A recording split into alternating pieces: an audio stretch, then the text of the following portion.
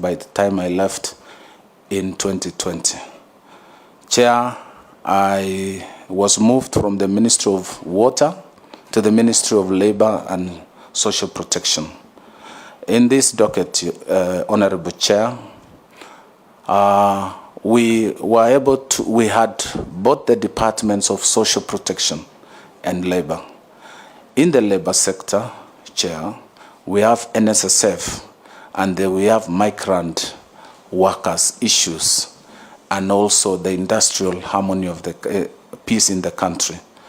Chair, we were able to institute governance in NSSF. When I joined the ministry, NSSF asset was about 190 billion. We brought in fund managers, we brought in custodial service managers, administrators, and improved governance of management of NSSF. We moved profitability of the fund from 190 billion to June this year, 289. We were growing at the rate of 36 and 43 billion respectively.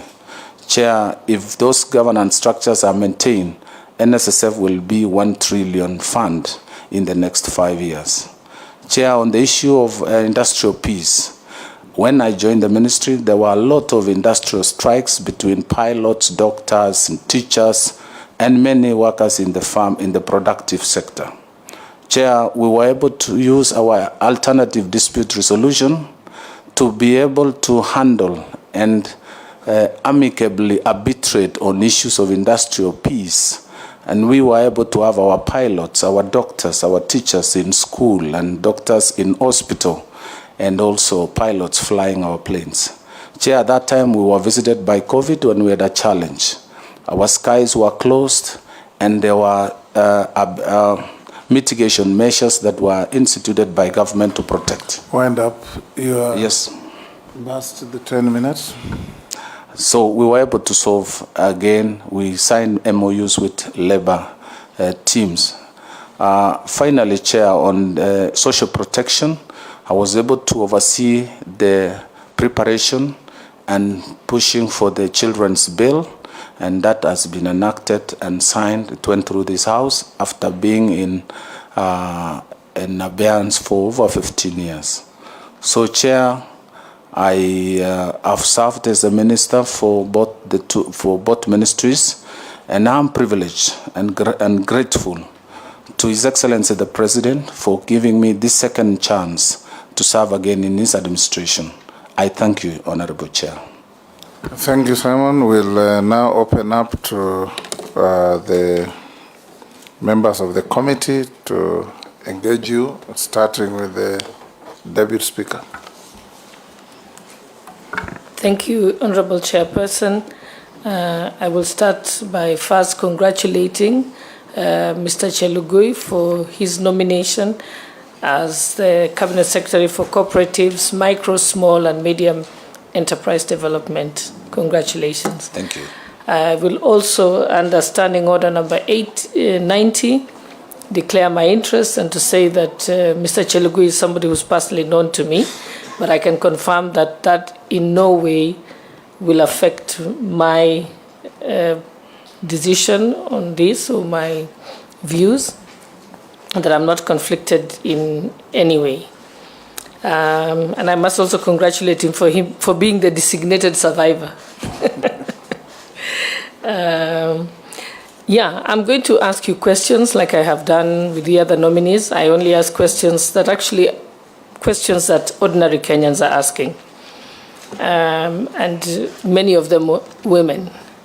So they are asking that the affirmative action funds that include the Women Enterprise Fund, the Youth Enterprise Fund, the Uwezo Fund, the Affirmative Action Fund, have previously been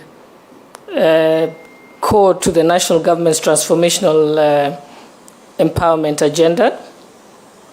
So with the proposal by Kenya Kwanza government to introduce the Hustler Fund, what are the transitional arrangements that you would propose to avoid duplicity?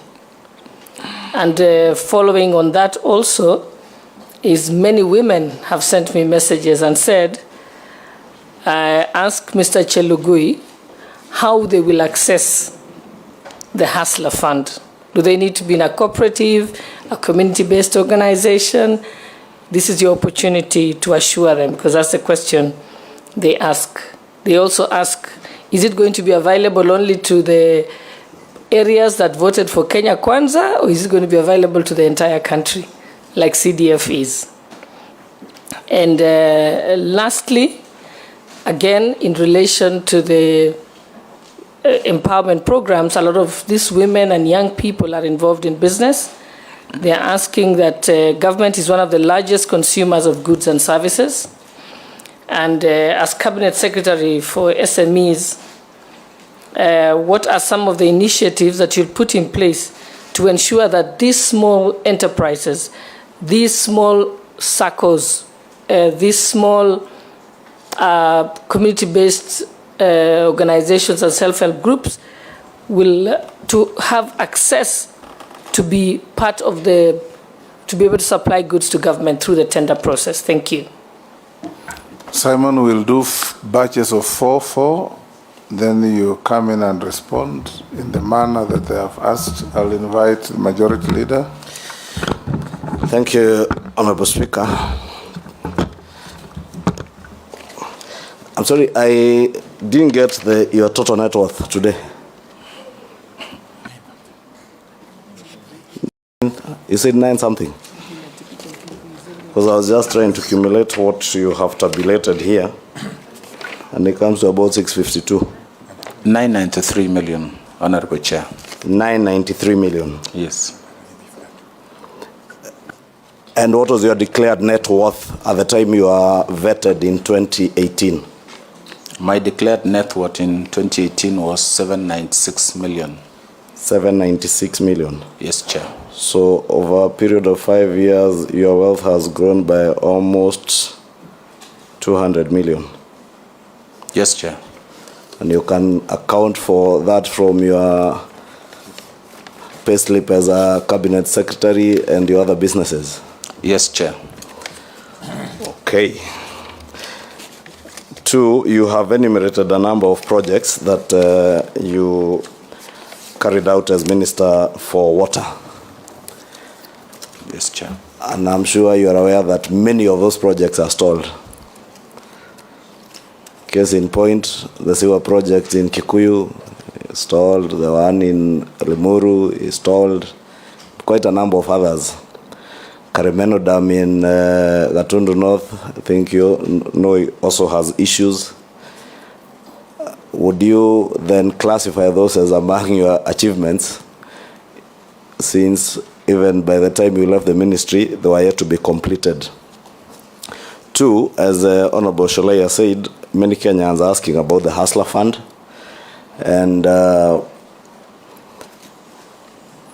you have also had the pronouncement, the policy pronouncement by His Excellency the President on increment of contributions or savings to NSSF. I would want to hear your views, since you are also Minister for Labour, on that particular proposal to increase savings through NSSF. Thank you. Wandai. Yes, thank you, Mr. Speaker and Chair. Honorable Chelugui, I remember hosting here in my constituency at one time when you came to launch the Ugunja Sega Ukwala ADB Finance Water Project. The project is still ongoing. It's yet to be completed. But beside that, towards the, I would want to understand your people leadership skills and relationships.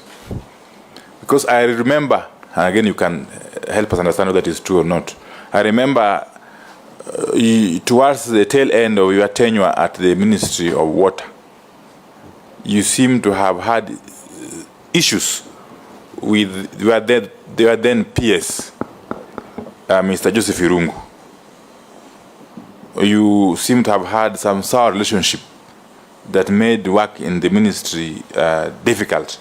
I'm not sure if that's the reason why you were eventually transferred to Labour Ministry. You will help us understand. And if it is true, it was because of that sour relationship, or apparent sour relationship. Could it have been because of yourself, and if it is true, could you have transferred this to Labour, and could you be transferring this to the new ministry that we are waiting you for? Two is the matter of Itare Dam project, somewhere in North Kuresoi, in Kuresoi North, in Nakuru County. This is a very big dam project that's supposed to serve very many counties downstream. Sometime in 2020, you were summoned to the DCI headquarters and grilled for hours, okay, over this dam project, which had turned out to be a scandal. Could you enlighten us on what became of these investigations, and what is the status of that dam, and what could have been your role in the stalling of the dam, and so on and so forth? Thank you. Yes. Chair, if you can indulge me, I think there's a question I left hanging. When I asked, you can account for the increment of almost 200 million in 5 years from your salary and business income. Are we able to provide the committee with that? Yes. Even a schedule now, or if the chair indulges, you maybe to submit a compilation of that also. I will submit, Chair. And next, Robert Mui Owen. Okay, in that order. Thank you. I always come in the second lot, but Robert says I start now, but I'm prepared. Waziri Chelugui, thank you. He's one of those ministers who's been to my village, right in my home, in the depth of Kilifi, to supervise a water project, which was very commendable. But then this is another job we have to do. Government has had many programs, and one of them is Uwezo, WEF, and all those many programs. Now, this government is introducing Hustler Fund, for which we're grateful to the President for. But we also had the President that say in the Hustler Fund that it will be repaid with interest. Uwezo has been being paid with interest, and all the other funds, they're not grants. But also history is very clear. The repayment of these funds has been a major, major problem. Not getting to up to, I think the highest I have seen for Uwezo is around 40% repayment. The rest of the money never gets paid. The groups don't succeed. And at the end of the day, the money is wasted, or people just get the money, they're hungry, they buy food with it and eat, and that's it. So even the cycle of every year releasing funds to Uwezo has been very difficult, because there is no repayment, and therefore they cannot have a fund that helps the next group. How different will it be? How different will it be? Because this 50 billion may end up the same way. Probably we'll only have 40% of it returned, and year in, year out, government will waste that money. How will you make it different so that it's a revolving fund that helps other Kenyans to grow? That is one of my questions. Secondly, there has this debate of groups versus individuals. I heard the President say that this money will be given to groups, but the rate of success of groups has also been very, very low vis-a-vis individuals. When an individual is given the money, even if it's 100,000, he will start a business, you will see the business grow, and he will take care of it. If you give a group of 20 people 100,000, they most likely will divide it into 5,000 each. And these groups, I have not seen success in groups, especially where I have come from. Groups fail, but individuals, when given money, succeed. Now, if this Hustler Fund is going to be given to groups, what kind of success are we looking at? Because I can only see a wastage of government funds, and people just use this money, buy ugali, and move on. And it will be another story, just like Uwezo. I thank you, Chair. I think we can take 5. Simon, let's take thank you. Robert Mbui. Thank you, Chair. Owen, switch off your mic, please. Good. Thank you, Chair. You know, one of the anchor projects under the new government is the issue of the bottom-up, which I think is the one that we're calling the Hustler Fund. But other than funding, because this will be probably under the MSME ministry that the nominee is nominated to oversee, there are many other impediments to the growth of MSMEs. Of course, among them is corrupt and overzealous officers from the county inspectorate. You've seen them chasing traders all over the place. Some of our state corporations, NSSF, NHIF, our KRA, they want to milk a cow before it has even reached the point of producing milk. How would you handle that so that you can make sure that anyone who wants to start business is protected for a period so that they can be able to grow their businesses? Because a lot of businesses close, and you know that within a year because of the harassment from those that are supposed to be encouraging. Now, and finally, the issue of, in your declaration, you've told us you're worth 93 million. And, when you are so wealthy, it also means that you pay taxes. And you have also attached that you've got a tax clearance. Just so that we can be sure that these documents coming from KRA are legit, could you please tell us how much tax did you pay in your last statements? Simon, you can answer those 5 or respond to those 5. Thank you very much, Honorable Chair and Honorable Members, for the good questions.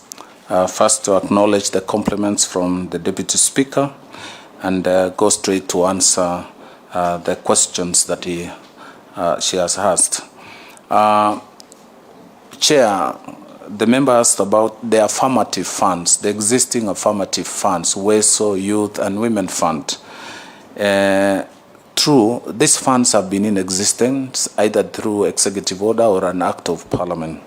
And the impact has been felt relatively across the country. However, we've not been able to achieve the desired expectations. Chair, a survey has been done. If you look back, if you went back from our independence, our primary desire was to fight poverty. A number of sessional papers, policy documents were discussed, and we came up during Kibaki's time with economic recovery strategy paper, and later on the Vision 2030 that gave rise to these funds. Chair, what has been found across all those papers and discussion and studies were lack or inability to access credit, affordable credit. We've allocated funds to these affirmative funds, and somehow the contribution by government has been very small. This time round, through the Hustler Fund, is a serious intervention. And I would start by defining who a hustler is. A hustler is not a poor man. A hustler is a hard-working Kenyan who toils, wakes up very early in the morning to mind his business. They wake up at 4. They buy their wares. They stock their wares. They sell their wares. They repay their loans. And they all desire a better life.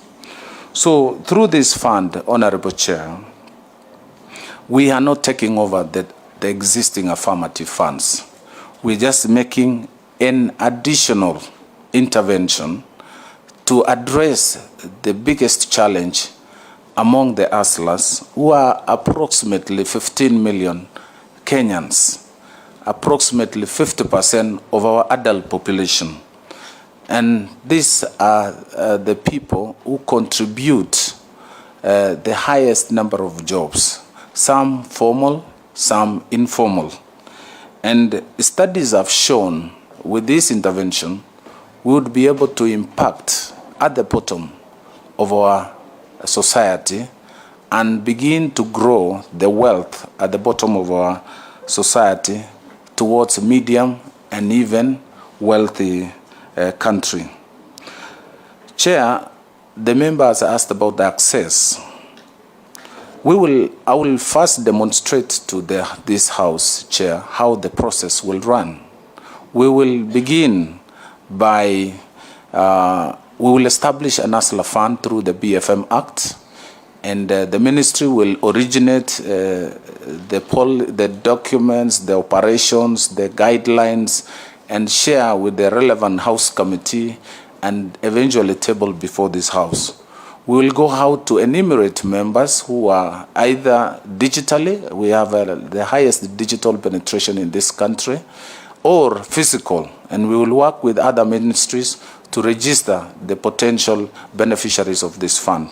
The second stage is to group these members, these hustlers, and we will group them in societies, in circles, in chamas. Some of them already exist. Some of them are already grouped. They are already in various cooperatives. We will be able to now actualize that, including those who are not. The third stage will be training and building capacity for among us, these hustlers. And then the fourth stage will be now financial support, the intermediaries. That includes banks, circles, fintech organizations.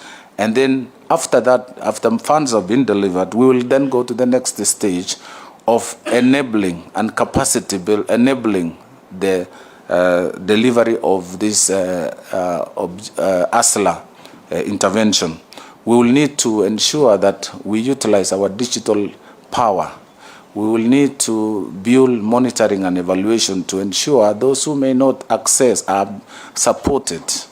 And also, the next challenge that will come after this, once we intervene, many of these hustlers will go to agro-based businesses. They will grow vegetables, they will grow mangoes. So much will come from the agro-productive areas of this country. And so we'll have a glut, excess supply of this produce. So we'll need to look again at the markets.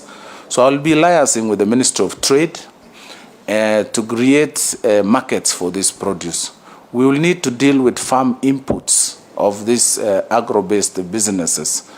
And then on the other side, the businesses in towns and urban areas, we will work with the county governments to ensure what the other members asked on protection of these businesses in urban areas from harassment and duplicity of licenses.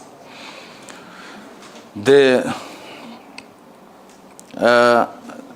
other question came from the Honorable Ishungwa on the matter of water projects. By and large, Honorable Chair, our intervention then was to improve water and sanitation services amongst our small towns. In Chebareria, in Kabenkuria, we have this project. Malaba, in Marsabit and Mandera, we have sewerage, no more pit latrines. We have, our intention was to come up with clean sanitation management across the country.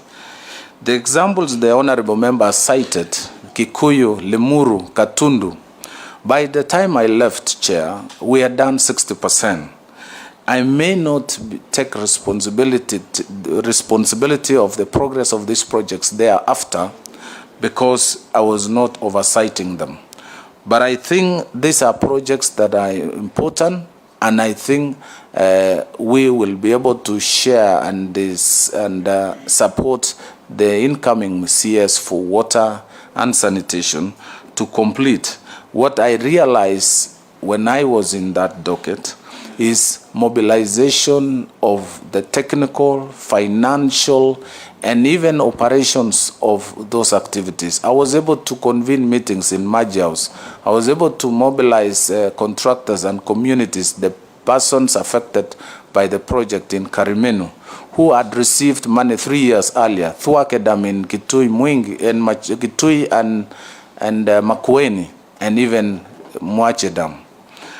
Chair, I believe these projects can be completed because the needs and the needs of the community is still there. Kikuyu is a growing town, so many institutions there, so many schools there, and it's becoming the suburbs of Nairobi. Chair, on the issue. Yeah, when he's answering that, congratulations, Honorable Chelugui. My name is Rehab Mukami. When you're answering that, I wanted to ask you about Karimenu Dam and Narumoro Dam in Kieni, Nyeri. Karimenu had already been mentioned. No, we have another Karimenu in Kieni, in Nyeri, and Narumoro. And there's that other first question you've answered about the small. It is the same question, Chair.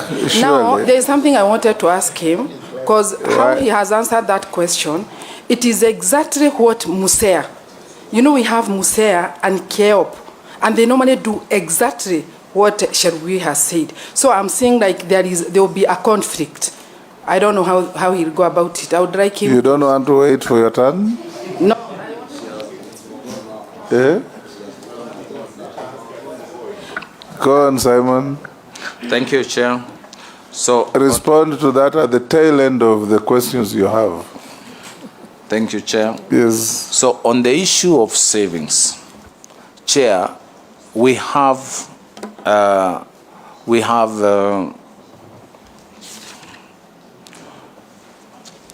Honorable Chair, what we have in the country, people who borrow through our fintech companies, and they have been charged exorbitant interest rates. In this program, Chair, we will be able to design in a way that every borrower will be able to save. For example, the discussions ongoing now, every borrower who borrows 1,000 shillings will save 50 shillings.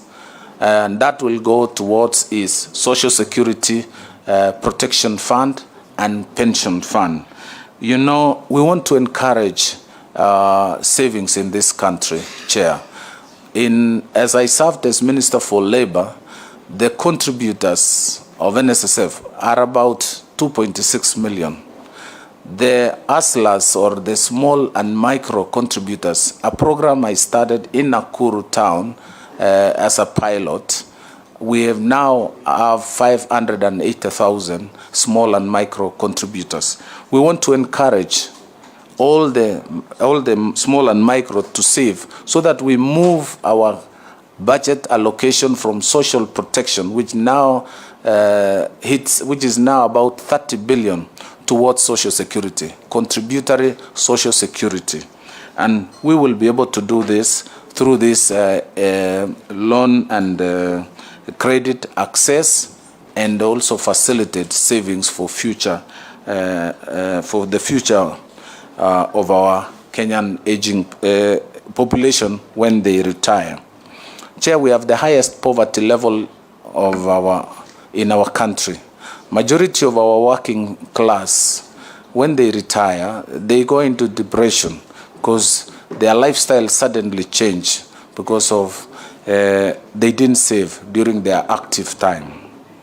Now, the third question came from the Honorable Opio Wandai. Chair, I confirm I was among the ADB projects that we launched in the country in my time as Minister for Water, was Unguja, Sega, and Ugwala. And during one of those days, the Honorable Member did host me in his constituency when we launched this project. This program, I'm advised that it is still ongoing, and I am just hoping that it will be completed, because we had the money and we had the contractors. And I think what was needed then was supervision and management of the project to completion. Chair, on my relationship with my principal secretary and all the other staff, I maintain the best cordial, working, professional relationship. I've never had any run-in, any argument, any quarrel with any of my staff. We had the best relationship. Moving me from the Ministry of Water to Ministry of Labor was in the wisdom of the appointing authority.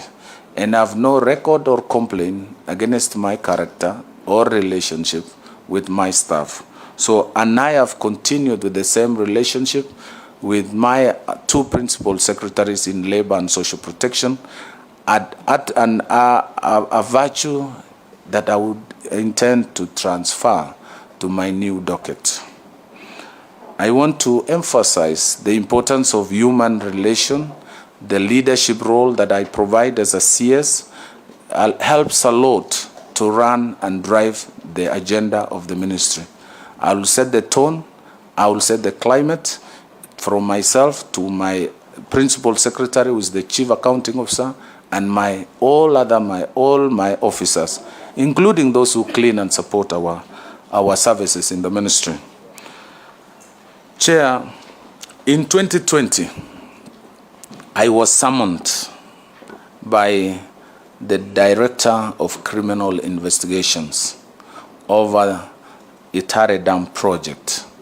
This project began in 1968. The concept began in 1968, Chair. I was born in 1971.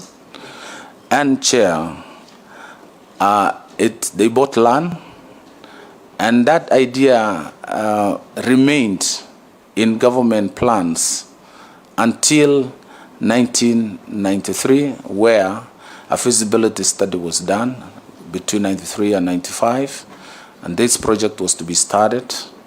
And in 2013, tenders were floated and awarded around 2015. This project was awarded to an Italian company, CMC di Ravenna.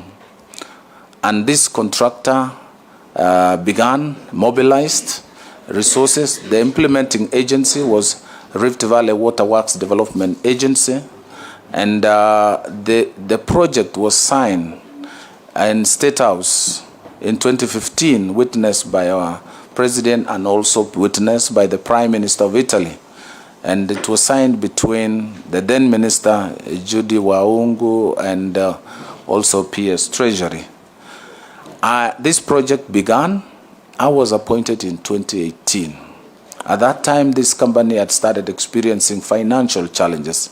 And I visited this project in October for the first time of 2018. And the contractors started demobilizing. I found trucks, only 3 trucks operating. All the other vehicles and machinery were packed. And I summoned this contractor. They came to my office. We had meetings. Consultant, HB CAF, and contractor, and consultant, and the client were in my office. We went through the project progress report, and eventually they committed themselves. But we did not know that this company was experiencing financial challenge.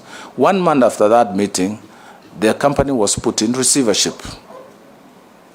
Chair, 3 months later, in March 2019, I was summoned, not summoned, but I started seeing my name on the newspapers, and this was said. I even called the editor, who is giving you this information? How do I come in? I'm not the implementing agency. I'm not the accounting officer. Neither am I involved in the project directly. Why, particularly the minister and all the officers involved? Why haven't you engaged the project team first to understand? Why would you start with me? And it kept going on for almost 3 months. Eventually, I received an invitation letter to visit Masingira House over these issues. Chair, I went to Masingira House, the Office of Serious Economics Crime Office, to respond to the issues of Itare. And in that engagement, I was given 125 questions. And I was able to respond. It took me 4 hours. And after making the statement, I was told I will be called back to sign. They will type the statement, and I will be called back to sign. Chair, up to date, I'm still waiting to be called to sign the statement. I have never gone back. I've never been called again. I was able to demonstrate to the investigating officer that how this project was conceptualized, how it was managed, and at what stage I came on board. I was able to show that I only came into this project when it had already collapsed. So they found they wanted to know the dates I was appointed, my role as a CS, and I was able to show that as a CS, my first responsibility is to provide policy to assist the ministry with budget preparation and also general oversight of the affairs of the ministry, and also being a delegated officer in administering the human resource of the ministry. Chair, on the issue of the question from the Honorable Member Owen Bayer on the duplicity of existing funds like WESO Fund, Youth Fund, and Women Fund, and I think by extension what Honorable Member from Nyeri also asked, I would say, Chair, the way we have managed these funds is an issue. And also the allocation to these funds is also an issue. We know Youth Fund has gone through a lot of challenges in governance. And this fund is established through an executive order. It's over 10 years since this fund was established. And I think it's time to anchor it well, create the governance structures to administer this fund so that our young people can begin to benefit from the objective of setting up this fund. The ASLA Fund, Honorable Chair, which was raised by Honorable Owen Bayer, and I confirm I was in his constituency, and we were able to move water from Baricho to Kirebwe under the sea to an island called Kirebwe in Kilifi. Chair, ASLA Fund has been the way we're going to establish, we are going to utilize our digital coverage in the country. We have seen fintech firms mint money. Chair, if you borrow today 1,000 shillings in Kenya from a Shylock or the fintech companies, you are charged 10% for a day borrowing. So if you borrow 1,000, you will refund with 100 shillings in the evening. In a year, you will be paying 3,650%.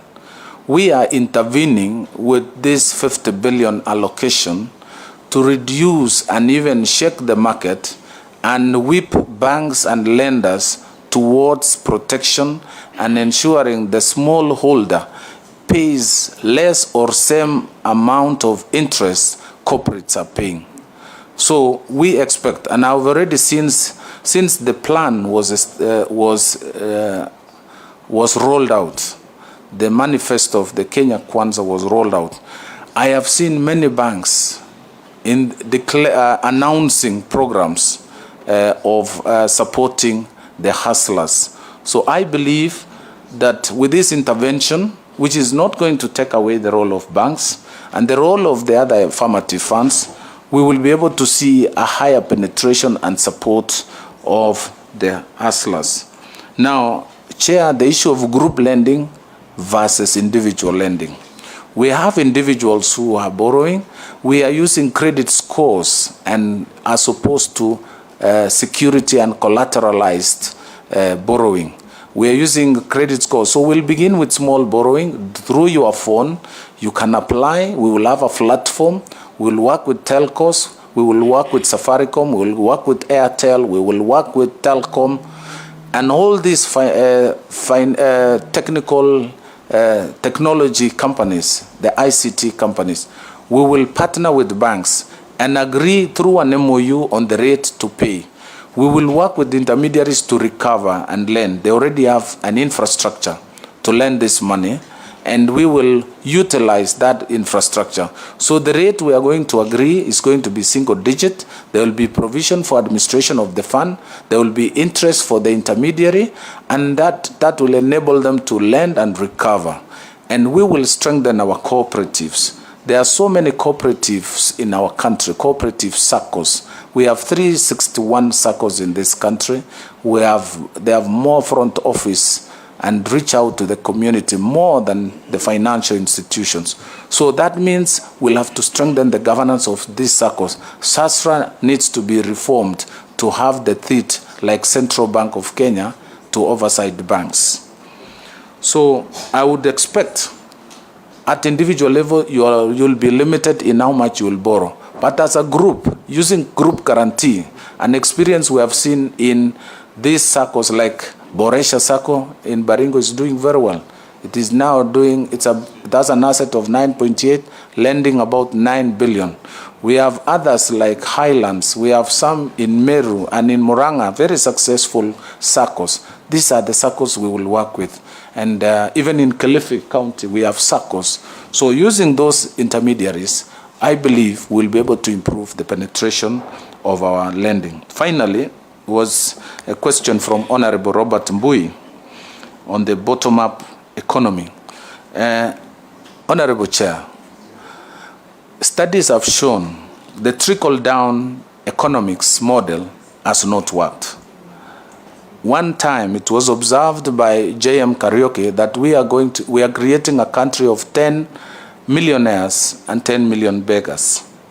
It therefore means we have to start addressing the bottom of our society, the majority of our society. We have to strengthen the base. Even when we are building a house, a tall story building, we must have a firm foundation. We must lay a firm foundation to support a long and tall structure. And this is what we are saying. We are saying Kenyans are hardworking. Kenyans have, they work for themselves. They earn their living. They sweat for their, they toil for their families. What we need to do as a government is to facilitate, is to support them, is to ensure that the challenges they go through, access to affordable credit, is allowed. And those who start businesses, we have registrar of small and micro under the Ministry of Cooperative and MSME. We will be working with counties, starting with Nairobi, Machakos, and all the counties of Kenya, to ensure the harassment and the kind of humiliation our small and micro go through are a thing of the past. We want an MOU. We want a common, a joint, a collective approach to the bottom-up economic model. And that will mean working as a team. I thank you. Chair, there was a question, last question from the Honorable Member Mukami. Chair, I remember the Honorable Member coming to my office in Majiao several times over this project. But Chair, the fate of these two projects is the same fate of Kimwarer and Aror. Chair, these projects suffered some priority challenges, and while we had itemized and prioritized these projects, the program did not progress because there was a general shift in policy from the dams and the construction of water structures. However, Narumoro and Karimeno remain an important water structure that will support farmers around Narumoro and Karimeno, because most of them now are drawing water from the rivers and some of the rivers flowing from the Mount Kenya have dried up. This is an agricultural potential area, and I confirm the need and the importance of these projects to be finished. However, as CS, I was able to make a little intervention with the little resources that I had to just alleviate the challenge of this area. And we were able to do some ADB intervention in Nanyuki, although it's not in Nyeri County, but it affects part of the population around that area. And also the Sagana River Dam, which is near Karatina, which also support the people downstream mentioned by the honorable member. Finally, on the MSEA. MSEA is an authority as well as an actor in small and micro. Currently, they have been involved in policy formulation and establishment and management of small and micro funds. The first program that is coming out of that, coming out of MSEA policy formulation is the Hustler Fund. So I believe there is no conflict. I believe there is no competition and there is no duplicity between the authority and also the fund. I thank you, Chair. We'll take the next lot. Point of order, Chair. Yes. Point of order. Chair, the nominee has completely, I don't know whether deliberately, has not answered the question on payment of his taxes. And maybe as his answer is that, he has demonstrated to us that within the last 5 years, his increase in net worth was about 200 million. Probably he can demonstrate to this committee whether he has paid taxes for that increase in his net worth of 200 million in the last 5 years. Chair, the difference in my net worth, majority of these assets tabulated here, which are the same assets that I tabulated in 2018, have appreciated in value. These are lands and buildings that I bought at that time, and over 5 years, they have appreciated. Even if you did a general appreciation, you will still arrive at the same figure without enumerating the numbers. But for example, a land that was valued in my rural home, my county in Mogotio, then was about 100,000. Another 100,000 per acre, another one 50,000 per acre. We now have a tarmac. The land has appreciated. Now it's 350. If you wanted 1 acre in that place, I'll sell to you at 350. So I have the taxation of these assets come when we are selling, when we are transferring. That's when you do valuation and you now pay the tax at the transfer. Let's do another round.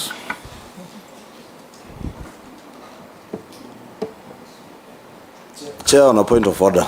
Yes. Because I think when we are going through this vetting process, this issue of net worth is not as simple as just making general statements. And I would really ask the CS nominee to submit to us a tabulation of that increment in net worth of almost 200 million, what constitutes the appreciation in value of properties and what constitutes a general income that you have earned, because I believe there is also income that you have earned that has increased your net worth.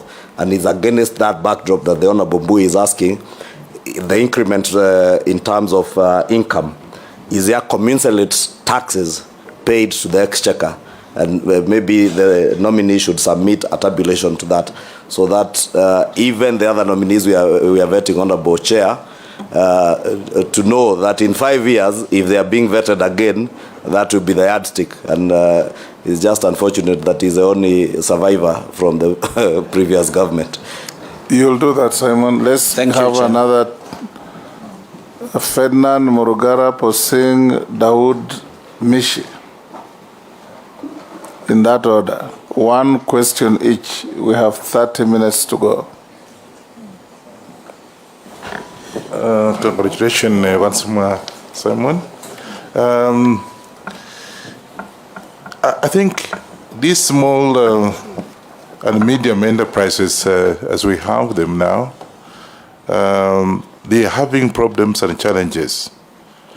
Would I therefore request that as you take over the ministry, if you are going to be vetted positively, can we then look at the period, the grace period, to be able to give these people enough time for them to be able to do whatever? Because, you know, the times are hard out there. You give somebody 6 months, or at most, or 2 months at most to start repaying, and he has not even started actually offloading some of the stocks. Would you, therefore, as you take over this ministry, this small and medium... Chair. Point of order through the No, yes. let me finish. The chair, I would like us to be careful, because the honourable member, whom I respect very much, has continuously implied that the nominee is taking up office, and No, so he's I actually said in advising case. him. No, he's you didn't get advising me him right. What to do after taking up office. Sorry, I even missed that. I was maybe you should consulting the listen, deputy Chair. speaker. No, Yes. I simply said, in case you're going to be. It doesn't mean that we have already, you know, that is Okay, wrong. ask your question. Now, all I'm saying is, in the circumstances, can we therefore look at these small and medium enterprises? They are very key in the development of this country. Can we give them slightly longer grace period for them to be able to take up whatever responsibilities? George. Thank you, Chair. Members, avoid prejudging issues. No prejudging whatsoever. Yes. Just a simple question, Waziri nominee. When you talk about the government of Kenya Kwanza, to everybody's mind, what comes in is the Hustler Fund. And we made promises on it when we were doing campaigns. And one assurance we got is that it would be domiciled in the constituencies. And Kenyans out there are also eager to hear it's actually going to be domiciled in the constituencies, because when they were told it may be domiciled in Nairobi, they are beginning to give up.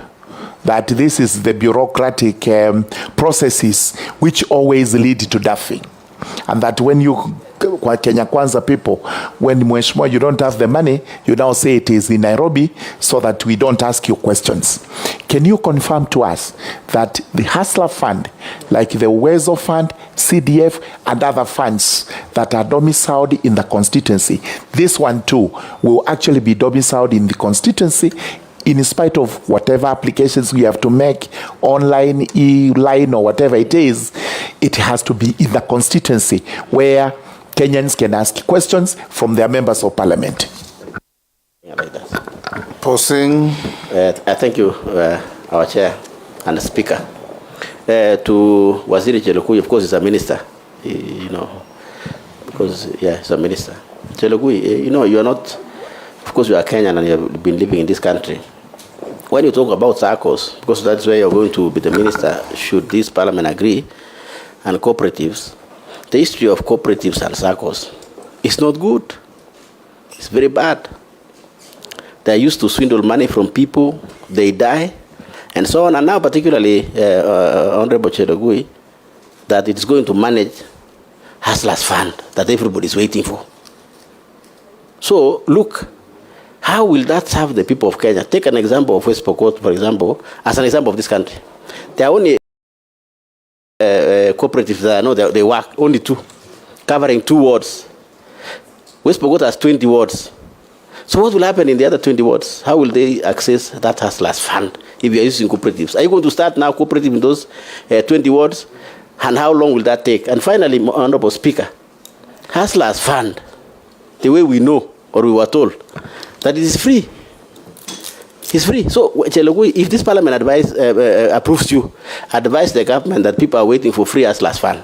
If it is this one for that there is some profits or some interest, that may not be Hustlers Fund. It will be an affordable credit. So advise the government that it is a free money we're waiting for. I thank you, Speaker. Thank you. Thank you, Chair. Waziri nominee, congratulations first. You are aware about the Uwezo Fund and the other funds which were being done into Biashara Fund. There was a proposal like that in Parliament, and I would want to differ with my colleague Owen Baya that the Uwezo is only 40%. For your information, my constituency is 98%. It's one of the best in the country. And we still have money. Average, I'm not sure. Yes, I said average is 40%. Yes. I want to ask Waziri, cooperatives are the core of this country. And like my colleague has asked you, the cooperatives in this country are going broke because the people who are running them are stealing completely with the connivance of the cooperative officers on the ground. Once you come in, do you have any other way to sort out this issue once and for all so that, like in my constituency, one of the cooperatives has lost its property through a bank loan. Are you going to look at how they have accessed that loans? If the loans were not done procedurally, then somebody should pay for it, not the cooperative society, the small man who has put his money and now he's losing everything because they've lost a lot of properties like that. So what are you going to do about it? Thank you. Mishi? Yeah, thank you, Honorable Chair. Honorable Chair, in some countries we have found that SMEs have created many jobs opportunity, and they have also created a way of collecting good revenue for the country. In our country, the SMEs have been engulfed with so many challenges. Some of them being competition from outside the country through cheap imports, lack of resources, limited motivation, focus on local markets, lack of business ideas, lack of business support, lack of access to favorable credit facilities, and even competition among themselves. If approved as the CS in terms of cooperative and SMEs, what do you intend to address these issues? And more so, how do you plan to enable, empower, encourage, and equip to ensure that the SMEs work under conducive environment? Thank you. Thank you. Simon, you can answer those. Exercise some brevity because we're running. Thank you, Chair. Thank you, Chair. Chair, the first question came from Honorable Wanyonyi on the issue of grace period. Chair, we have a certain characteristics picked from the current lenders. This ASLA fund did not just drop. It's out of a certain pilots practice and the market reaction to what has been going on. You are aware, Chair, of certain products by banks and techno and fintech companies that have been lending. Many Kenyans have been going to even Shylocks. And the intervention we're making is to reduce and minimize the pain Kenyans and small and micro enterprises have been going. So in this case, part of the intervention will be provision. Instead of a day refund, we have a period. There will be those who will get 1 week. There will be those who will get 2 weeks. And depending on the credit score, using the fintech technology, which is scientific, we will be able to extend, and people will graduate from micro, small, and medium. And once you attain the medium level, we will now offload you to other organizations which have bigger lending capacity, like banks, ICDC, and even multinational. We have companies like Ako Industries, Nice and Lovely, Mastermind, who are incubated at Kenya Industrial Estates, and today they are multinationals. They have attracted interest from international companies. They have partnership. Ako Industry is a household name now, and they started as a small and micro. I believe by intervening this way, we will be able to graduate many small and micro enterprises to multinational companies. There was a question by Honorable Murungara, I confirm my schoolmate and senior, about the Hustler Fund, the location of the Hustler Fund. Chair, we would want to change things. We've talked about WESO Fund, Youth Fund, and even Women Fund, and there have been challenges in uptake and even the impact. We would want to do differently the application, the implementation, and utilization of the Hustler Fund.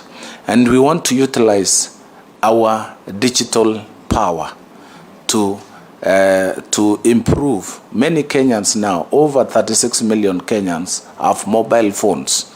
And there are people, the cooperatives, just extending to Honorable Kosing, we have cooperative movement in 43 counties. We have one branch in West Pokot, and no cooperative movement in Wajir, Mandera, and Garissa. It is my duty and responsibility to promote cooperative movement, because we have seen the power of cooperatives in housing and land settlement, the power of cooperatives in education, the power of cooperatives in transport, the power of cooperatives in farmer and productive sectors, coffee, tea, bioritram, and milk. 70% of this produce comes through cooperatives. So we cannot underestimate the power of cooperatives.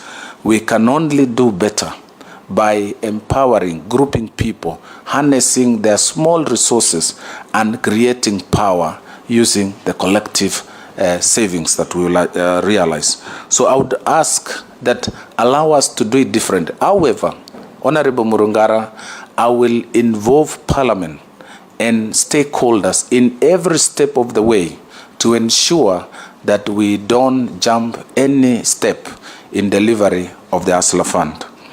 Honorable Kosing, on the SACCOs and cooperatives.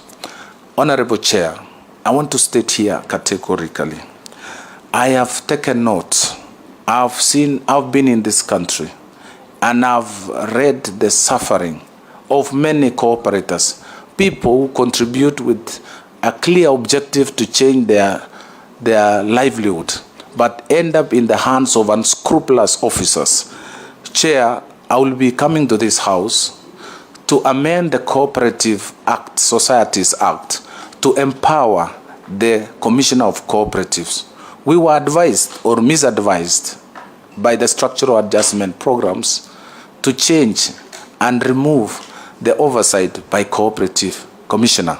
This led to failures of giant unions. We had big Meru Farmers Union, we had Embu Farmers Union, Moranga Farmers Union, we have Kirinyaga. That was a collective union of societies. With the fall of those unions, we saw all the societies collapse.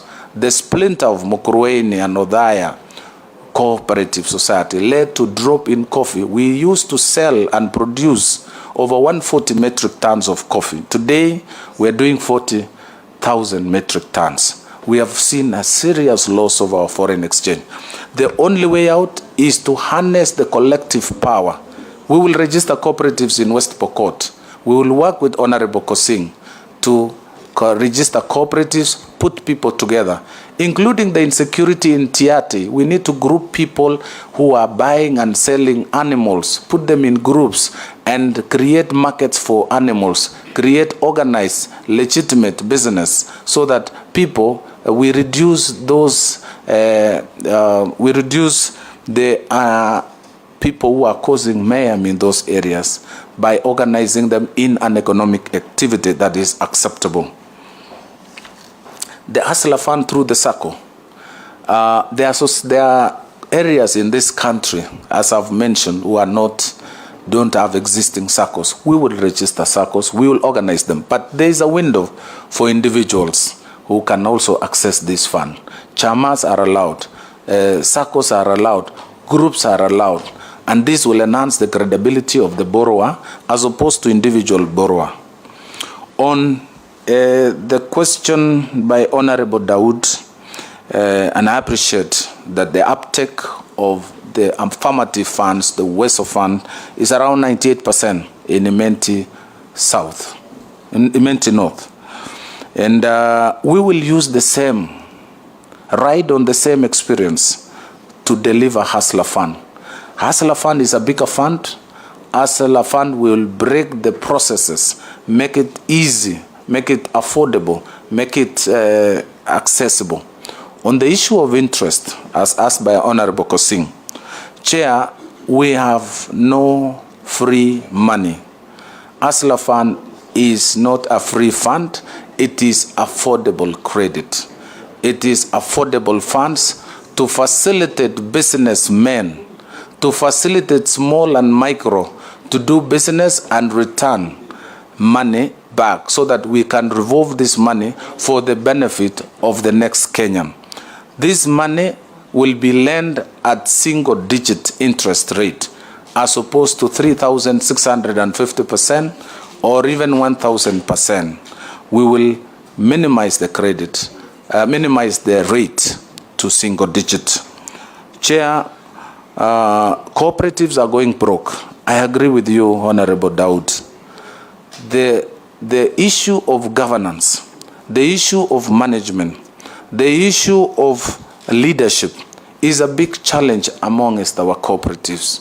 We've seen the famous giant Chwele farmers, Honorable Chair, come down because the leaders have taken advantage of unsuspecting members of the society. What we need to do is to come back with a strong arm of oversight. We will need to strengthen SASRA. We'll need to create deposit protection facility. We need to create a common central liquidity facility for the SACCOs so that SACCOs can borrow from each other the way banks borrow from each other. We will need to have inspectors at the SACCO and ensure, I've seen buyers or off-takers of farmers' produce collude with society officials to underprice the farmers' produce, but lend money without control, and we will need to control borrowing. Not everybody should be allowed to lend to a society because we've seen this being abused. We have SACCOs who are holding assets of 9 billion in Eldoret, a certain SACCO. They hold a less asset than the amount they have borrowed. So as a minister, I will diagnose these issues and prescribe remedies that I will need this House to support me to bring order in the cooperatives and the SACCO sector. Chair, finally, the question by Honorable Mishimbogo, which is actually a good suggestion on how we need to address the challenges at the MSME. Chair, the MSME, as I said earlier, is our Kenyans who are struggling and toiling, waking up early in the morning to earn a living. And sometimes they suffer from government policies that again undermine their hard work. They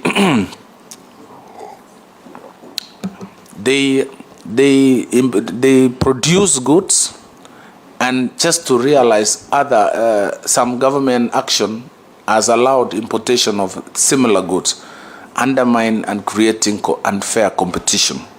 I will be working with my colleague in the Ministry of Trade and Industry and Ministry of Finance to protect small and micro enterprises, to support micro enterprises. The docket comes with wholesale and retail. We'll look for opportunities for markets for this produce. We will explore external markets. We will look at industries who can process small and micro produce. We will assist through the Ministry of Industry, working together with the Ministry of Industry to add value to the small and micro enterprises. With those, I thank you, Chair. Naisula, Mule Gikaria, Mule Emase, Sharia, Amis, in that order. One question each, please. Thank you, Chair. And allow me to just make a comment to the nominee and to say that I hope if this committee finds you fit to hold this docket, that you will understand the importance of this docket. We talk of the big, ministries, and sometimes we tend to look upon some ministries like they're not important. But this is a very key and important ministry because it is where the rubber meets the road. It's about people having money in their pocket, and especially the hardworking Kenyans, the ones you refer to as hustlers. And so, and they employ other people, especially the SMEs, and it does. I'm sure we can't underscore the importance of this. But now, when you talk about the Hustlers Fund, and it will mostly be pegged on groups. We know many Kenyans who are running SMEs as individuals. COVID happened, they went down, down, closed, people lost their jobs, and they are rock bottom. How will you ensure that these SMEs can come back to their feet without adding more bottlenecks of telling them to go into groups, but ensuring that these hustlers then get to access this fund and reestablish their business? And finally, to the nominee, SMEs are handled by too many ministries. So it's in labor, it's in trade, it is in your ministry. So I get the sense like we don't accord it the importance that it deserves. And so what strategy mechanisms will you put in place to facilitate the establishment of a single window for SMEs so that the sector is recognized, better coordinated and supported to stimulate development and create a niche and to avoid these SMEs being exploited by middlemen? Nakuru East. Thank you, Chair. Pongezi, my brother. Now, the situation here looks like it is simple on paper. When it comes to implementation, then it becomes something else. And I'm saying this because if, for example, you have the money, and I want to get the money, and my colleague Mule and Isula also wants to get the money, to do the very same thing. At the end of the day, there is no market, yet you're supposed to sell so that you can be able to repay.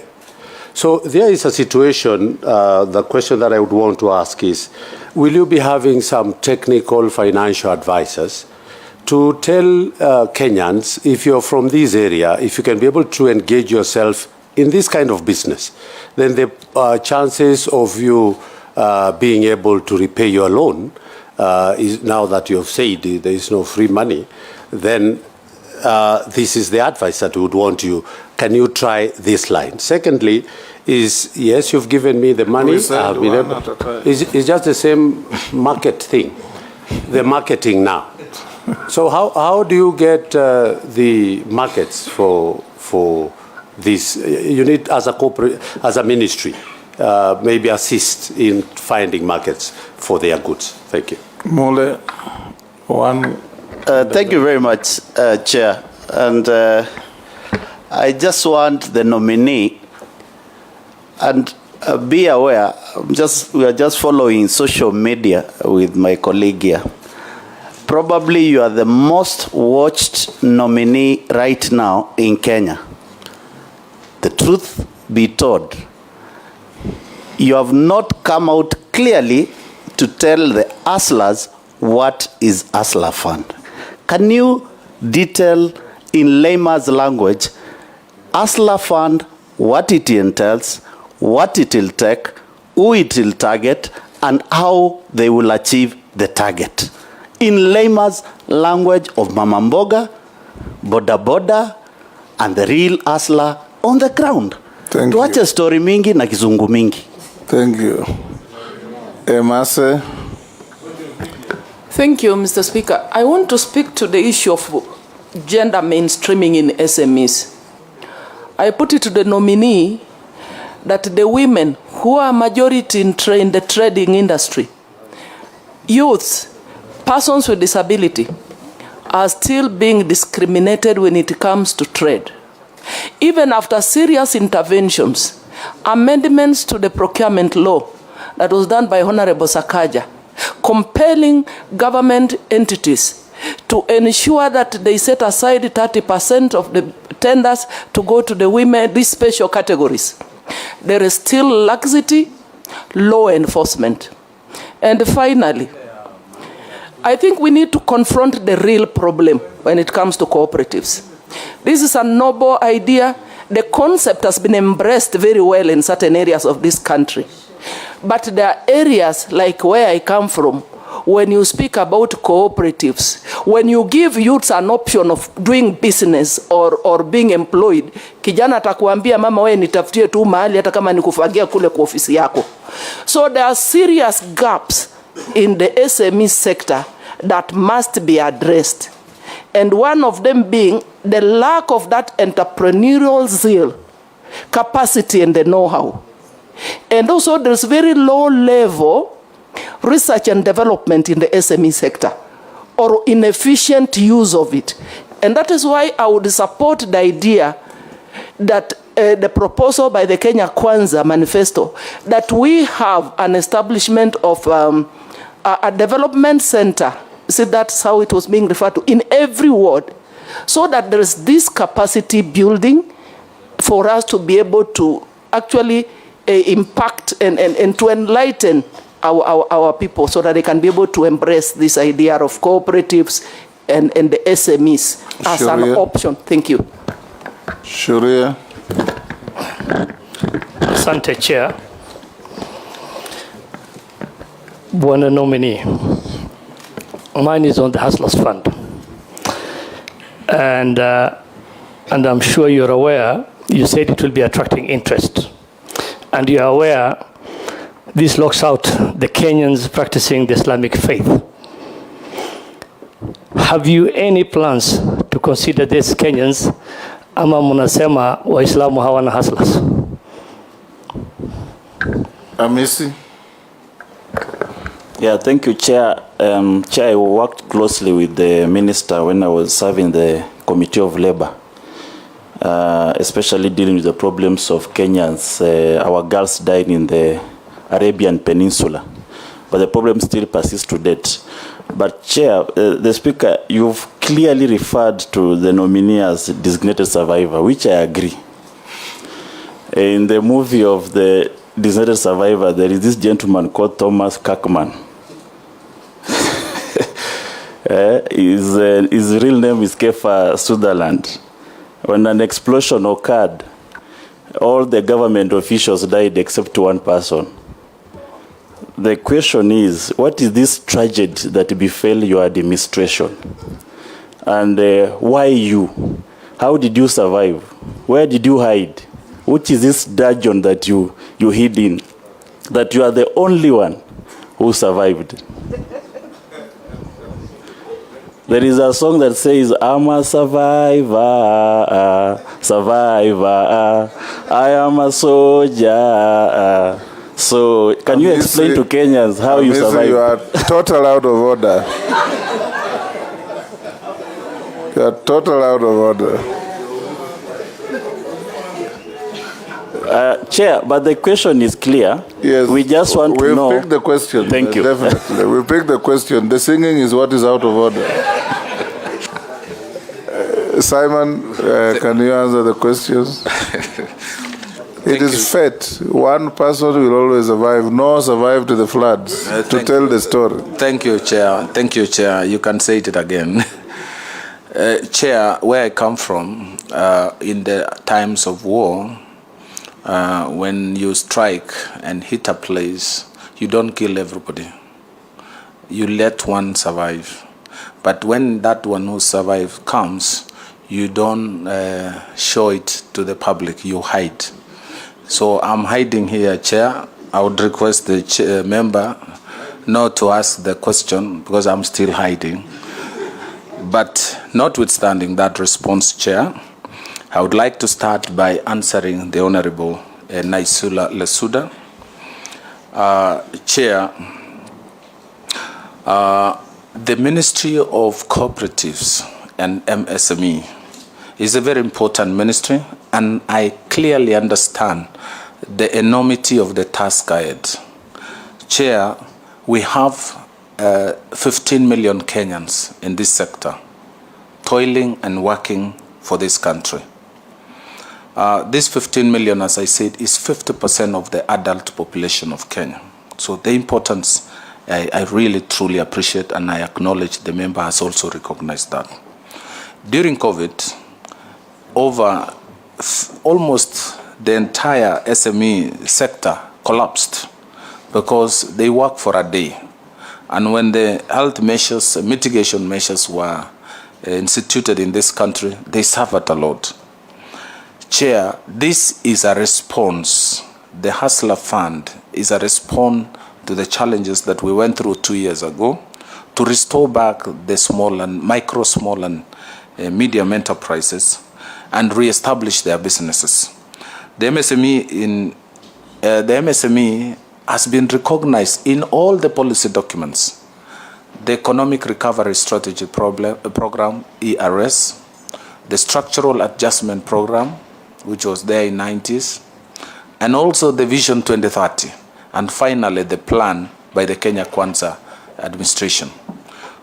The importance has been underlined in all other studies, economic studies, and it is our desire that MSMEs can be brought back. And their intervention ranges from as small as 3,000 to 20,000. I asked one circle when I was preparing for this interview, Chair, how much they're spending on hustlers. One circle, which is running a portfolio, to be specific, Boresha Circle, which has branches, 25 branches in Baringo, one in Nakuru, one in Eldoret, one in Laikipia. Their loan book is 9 billion. 70% of that is SMEs, with borrowings not exceeding 20,000. And they turn around this 20,000 on a daily basis and create and make a living out of it. It is my desire and wish that with this intervention, we'll be able to reestablish back businesses of small and micro enterprises in this country. And we'll be able to create jobs, decent jobs, and graduate them from micro to small to medium size, and eventually offload them to the market, and they can go to financial institutions. On the issue on the housing or the placement of MSME in various ministries, trade, agriculture, and MSME ministry, I think, Chair, for the first time, the micro, small, and medium have been placed in one house to coordinate and to design, to come up with policy programs and link up with others, but will be housed in one place. It's the first time we are upgrading this to a full ministerial position. It's the highest recognition it has ever had in our country. So I believe with this recognition, we will have a full department with a principal secretary and accounting officer who will focus, we will focus under my leadership on bringing up the small and micro. On the issue of markets, I had raised by Honorable Kikaria, the intervention of the Hustler Fund will lead to production. We'll have farmers in Githunguri looking for one additional cow. We'll have fishermen in the lake buying new boats and harvesting more fish. They will need coolers. They will need markets for this produce. And it is our intention as a ministry, after all is said and done, we'll then need to focus, working together with the Ministry of Trade, to look for markets, both local and external, because that will be the immediate challenge we will be facing after production has been addressed. There will be oversupply of milk, there will be oversupply of horticultural produce, fish, and all these perishable commodities. And with that, we'll then need to come up with cold chain facilities and also markets. We'll build markets where we need to, especially decent and areas that can be able to house those who are involved in this trade. The Honorable Mule, thank you very much, Honorable, on your observations. The Hustler Fund is the most discussed agenda in the country because it touches half of our population. This Hustler Fund, to demonstrate, I don't know in which the chair doesn't want me to use English, but you'll allow me, Chair, that is the language of communication for this for purposes. Chair, the Hustler Fund will be established through a PFM Act, which may not be understood by the common Kenyan, and later by establishment of that fund will be preceded by a policy statement, operational guidelines, and eventually house it under PFM Act or a standalone fund or housed in another fund. Thereafter, we will register hustlers. They will volunteer the information. There will be a form that they will fill. A boda fellow, mama mboga lady, or any Kenyan who feels he would require these funds will apply on his phone, and we will have registration officers in the first maybe 3-4 months. We will facilitate the registration of hustlers. Thereafter, we will group them. Those who want to group themselves, we will assist them to group themselves, and we will train them, and thereafter now enable them, identify how to apply for this money. You can apply for this money without any reference to anybody, as long as you meet the criteria of application. So using your phone, having submitted your biodata, having submitted your request, you will be able to now apply for this money. The same way we do, for example, with other fintech borrowing. We can do the same, we will do the same, but now with a single-digit interest, not the 3,650% per year. We will then come back with the enabling environment. That is, we need to look for markets. We need to identify industries, the off-takers of this produce, the off-takers of these businesses. We will, through training, we will be able to assist them in feasibility studies. We'll have officers supporting these hustlers to get to do their business. But remember, these hustlers are already in business. Some of them are already trading. What they miss and lack is access to affordable credit. They are already involved they're waking up, they're in Marikiti by 4 a.m. in the morning. So what they need is a jump start to be boosted, to be facilitated with affordable credit. They have been toiling and working hard, but they only work for financial institutions. We now want to bring down the borrowing cost, access, and also support them beyond the borrowing and trading. On the matter of, the question of gender mainstreaming, Chair, we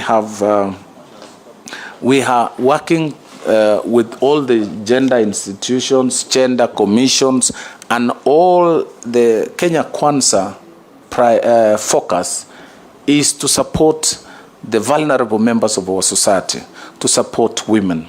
And in this program, the Hustler Fund, we already know that the biggest beneficiary will be women, because these are the people who are involved more than any other gender in small, medium trading. So there will be no discrimination. The whole intention, women don't have titles, they don't have securities, and they have been depending on their families to support them. This fund will eliminate the issue of securities and replace it with credit score. Any woman who borrows through this fund will grow and graduate, because we will not be focusing on securitization, we will be focusing on ability to pay and credit score. On the access to procurement, we will be the ministry in charge in mainstreaming procurement from government from micro and small enterprises. We'll be able to improve and increase the penetration of government and county governments by small and micro. We are working on a proposal to come up with development centers to mentor, to assist the small and micro. We will be working out, once we roll the fund, as the next focus to have these centers so that business people, the small and micro, can have a place for consultancy. On the question by Honorable Shuria, the fund has also factored in the faith, the Islamic faith, our brothers from almost 10 counties and across the country. And we understand that Islam doesn't accept interest, riba, as a component in borrowing. We are going to come up with products that are acceptable to the Islamic faith. And this will, because our desire is to cover the entire country. Notwithstanding religion, notwithstanding the gender, notwithstanding the geographical corners, and even political. Those who voted Kenya Kwanza and those who did not are all Kenyans. This is a fund for the Republic of Kenya. Chair, finally,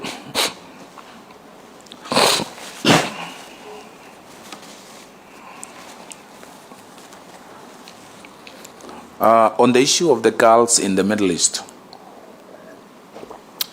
is a matter that has dodged several ministers in the Ministry of Labor and Social Protection. First, I will begin by saying migration is an important contributor to the country of origin, destination, and also it supports families from the source country. It creates employment, addresses social challenges at the home country, but also transfers services to the destination country. We have had benefits from migrant workers who have been our ambassadors of our country. However, we've also had challenges from some destinations. When I took office in the Ministry of Labor, we had challenges with about 7 countries. Now we've reduced it to 1 destination. We've signed bilateral labor agreements with these countries. We've renegotiated engagements. We've looked at the issue of welfare, protection of these workers, withdrawal of travel documents. The kafala system has been waived by several of these countries. Now we are left with 1 country. However, even the country that we are having still challenges, we have had engagements and I can see improvement. I've seen support from this house. This budget, this year, we got 70 million shillings to build a safe home so that Kenyans who are in distress can have a place to stay as they wait to come back home. The embassies have been strengthened. We have deployed labor officers to assist the ambassadors in handling some of the distress cases. Parliament has visited, Senate has visited, and the ministry officials have also visited. We've improved the engagements. We still have challenges. Kenyans have lost lives. This year alone, we've lost 62 Kenyans, and for various reasons that have been given. It's my wish that my predecessor will now have a one-on-one engagement with the government in discussion and be able to itemize one by one the causes and how to deal with. I also want to report, Chair, that the countries that we have had issues have also moved towards a mutual understanding. They now have a toll-free complaint phone number. They have a police unit dedicated to these house workers and helps who can report any distress. And also... Honorable Chair, point of intervention. Yes. Mr. Chelugui, you're saying what you can do to solve it, but what is the explanation from these Middle East countries and their embassies? It is not normal that 85 people can die. We have housekeepers in Nairobi and maids, but 85 of them have not died. So what is the explanation? Because they owe this country an explanation. So what I want you to tell us, when you engaged with the embassies, what have they said? Point of order. My point of order is that this nominee is coming here for MSMEs and cooperatives. In a few minutes, we'll have the Cabinet Secretary for Labor, who is a nominee for Labor, who then fits these questions appropriately. We need to look at this, his vision for the new ministry. Yes, but instead of looking Honorable Chair, it's actually taking us our time. But yes, but Honorable Chair, he has served as the Minister of Labor, so to gauge his suitability for the next position, yes, you have to tell us about your performance in the previous position. Yes. Even though you're my friend, I have to ask you the hard question. Proceed. Thank you, Chair. Wind up with... Yeah, thank you, Chair. Yes. The explanation, Chair, that I've enumerated first the actions on our side and their side to mitigate the challenges we've been going through. But the explanation that we are receiving is an issue that has not really satisfied us as a government, as a country, and even the House. We have had very many explanations, Honorable Chair. Number one, we've been told these people were in default, were in breach of the laws of that country, but they were taken to a rescue center or rather deportation center where they either starved or they were sick or some jumped in a floor or they jumped out of the deportation center. This explanation, Chair, we cannot confirm. We have no jurisdiction. We can only take the reports that we've been given. The way to go would be now enhancing our number of labor attaches. Specifically, the country we're talking about is 3 times or 4 times Kenya. And one labor attaché is not enough. It's not able to deal with these issues. Some of not undermine or underrating the importance of life actually went without following, by not following the due procedure. They went without, they didn't use the approved agents. They traveled to that country on their own as tourists, as businessmen. But that is not the issue because these people have lost life, they have suffered. So the explanation that we have, even when all this is said and done, you don't have to lose life. But that detailed explanation we're not been given. We've done a lot to get that information. I've appeared in this out severally over the same question, and that answer has not been provided because we are working through diplomatic channels. I will give a chance to Honorable Junet. One question. Yeah, one question, Speaker. Thank you, Chair. Chair, actually, I have listened keenly to the cabinet nominee, and I wanted to seek a clarification. Chair, you know, they say the more things change, the more they remain the same. If you go to a cabinet nominee to this Uwezo Fund website of the government, they're saying, welcome to Uwezo Fund, the flagship program for Vision 2030, aimed at enabling women, youth, and persons with disability access finance to promote businesses and enterprise. But the funny thing also is they're saying the fund is highly devolved and adopted the concept of bottom-up approach with the decision-making done at the grassroots level in 2014, and they have disbursed 6.9 billion shillings directly and supported 1,877 beneficiaries with 69% success. Now, and the interest rate of this fund is 0%.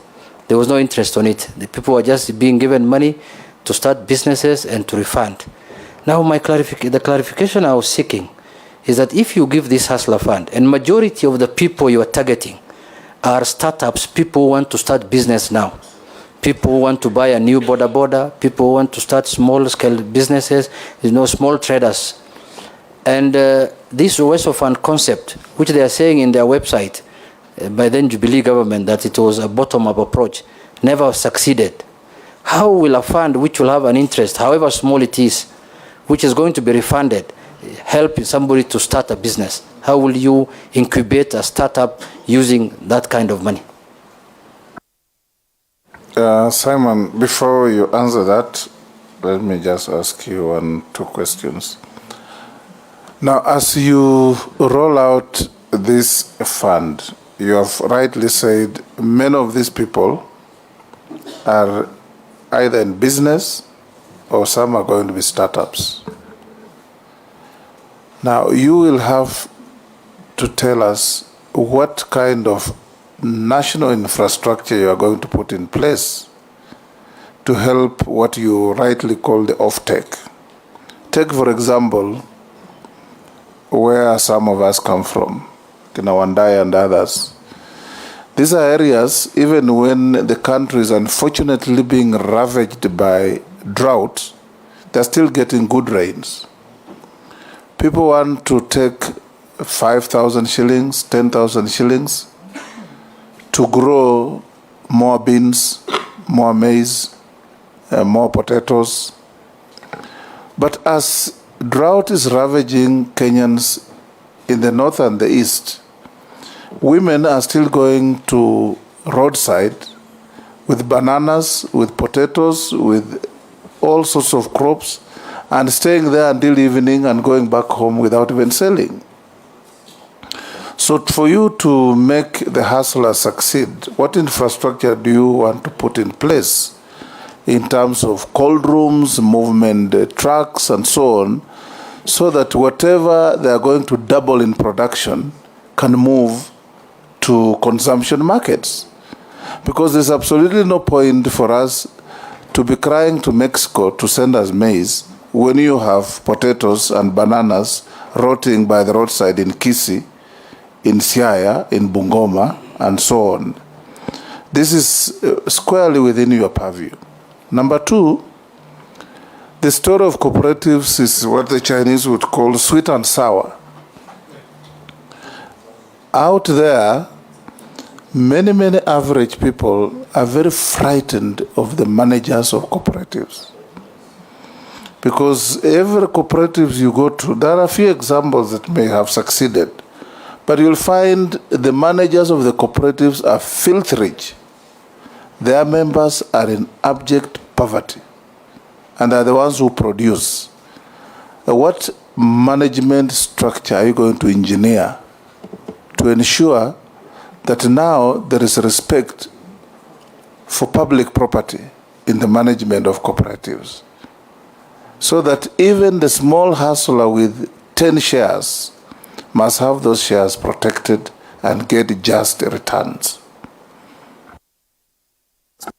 Just to add on that, Mr. Speaker, yes. The richest man in my constituency is a cooperative man, is a cooperative manager. I don't want to mention that.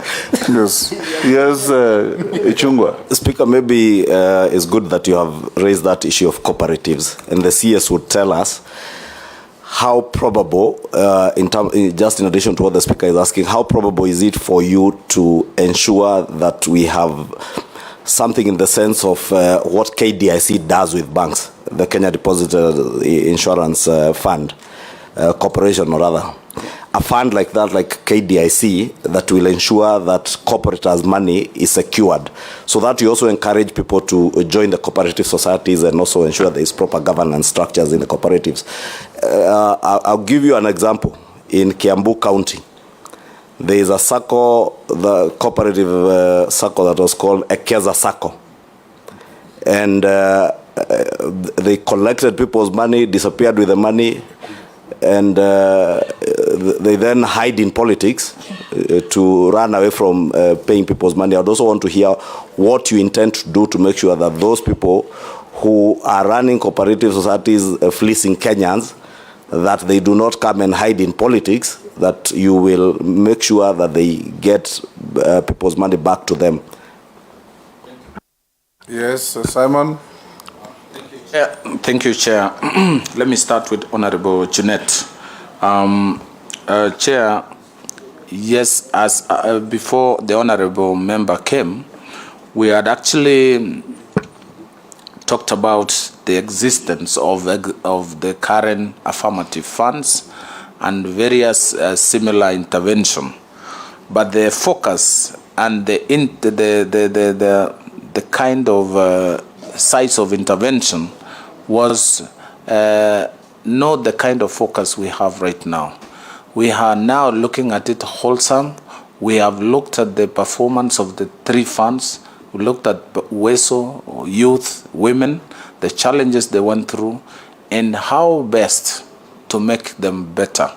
The ASLA fund is a big intervention. 50 billion shillings in a year is relative to what the banks have is not much, but relative to earlier intervention is a serious intervention.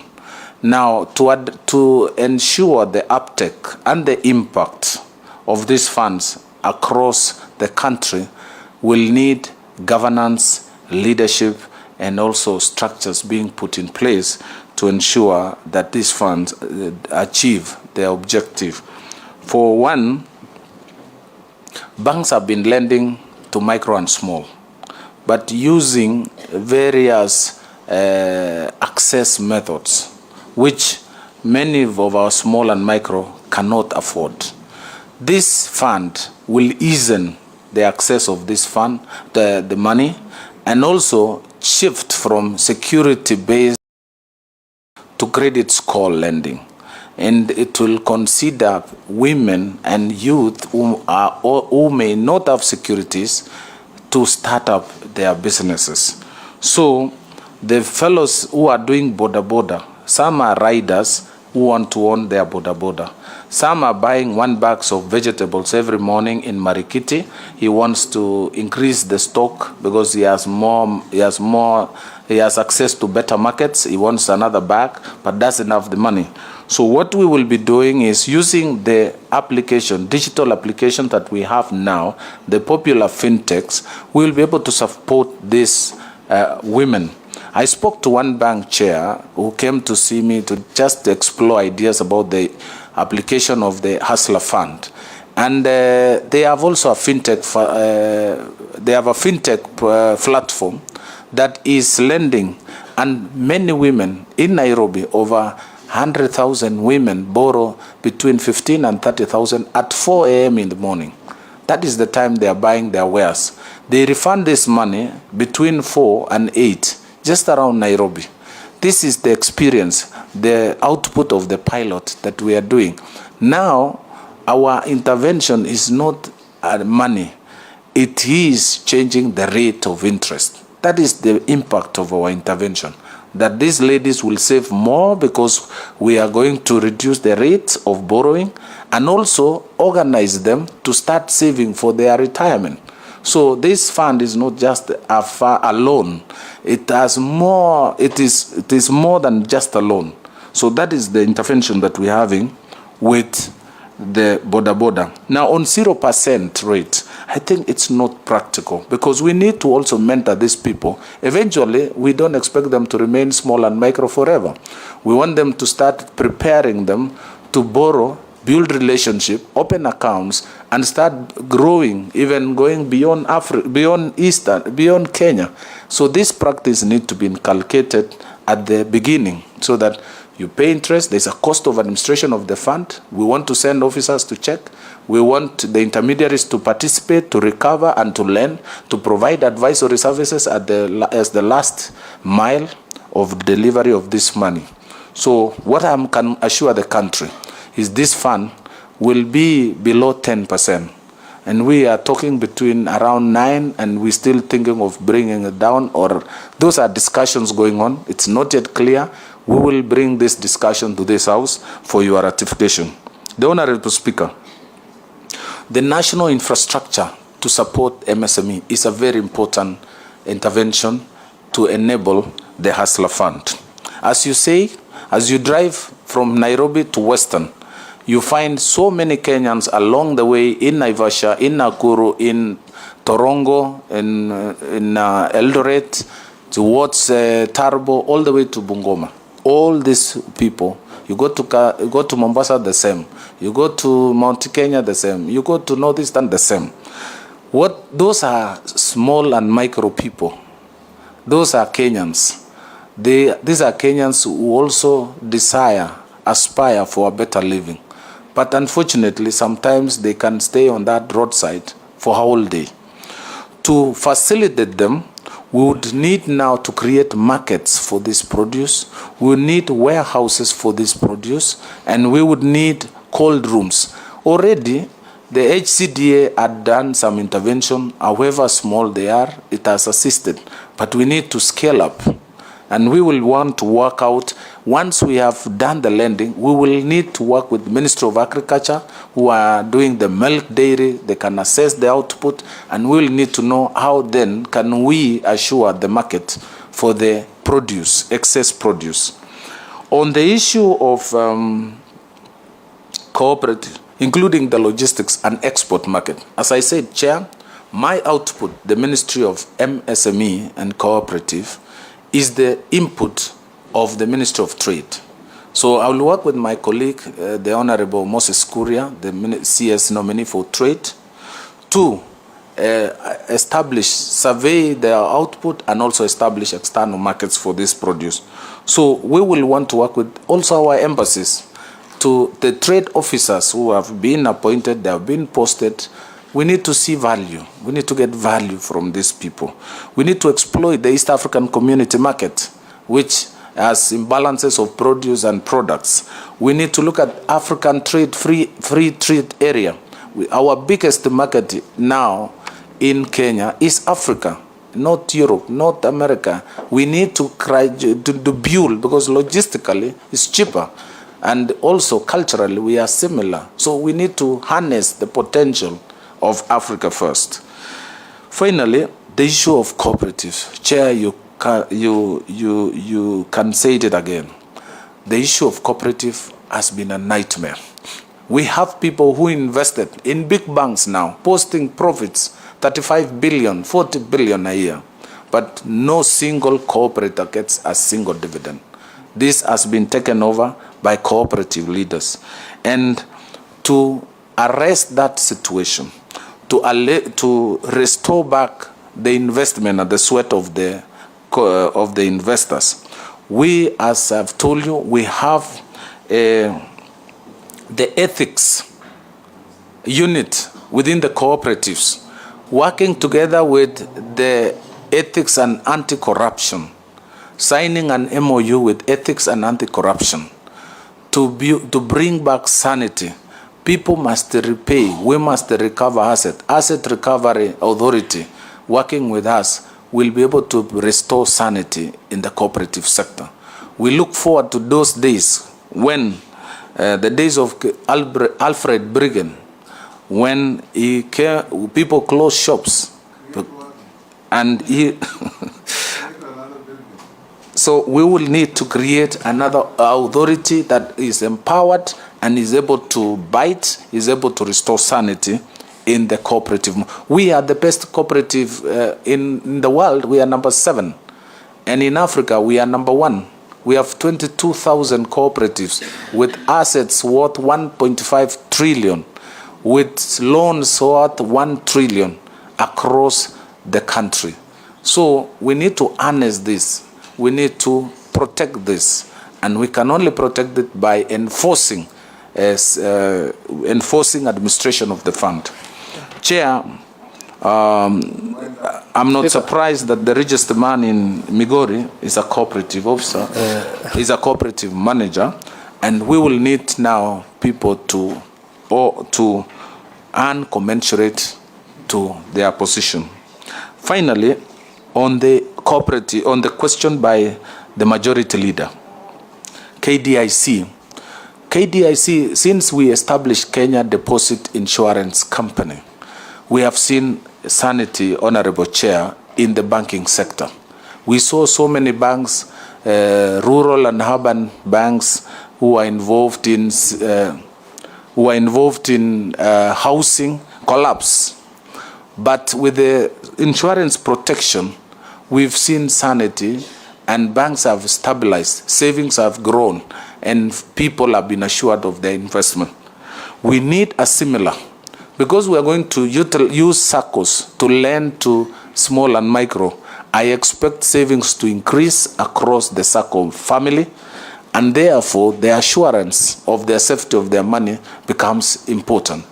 And therefore, either by memorandum of understanding with KDIC or establishment of an independent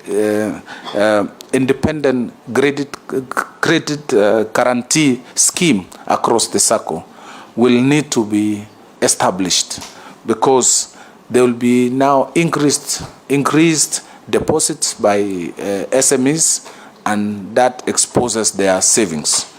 In Kiambu, we also look forward to a shared digital platform where SACCOs can actually borrow from each other to create liquidity, so that any SACCO who is having financial liquidity challenge can actually borrow from the neighboring SACCO.